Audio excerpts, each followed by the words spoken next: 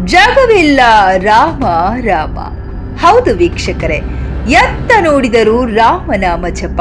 ಒಂದೆಡೆ ವಿಶ್ವದ ಚಿತ್ತ ಭಾರತದ ರಾಮ ಮಂದಿರದತ್ತ ಅನ್ನುವ ಹಾಗೆ ದೇಶದ ಎಲ್ಲ ರಾಜ್ಯ ಜಿಲ್ಲೆಗಳಲ್ಲೂ ಕೂಡ ಕೇಸರಿಮಯ ಒಂದಾಗಿರುವುದು ಕಾಣಸಿಗುತ್ತದೆ.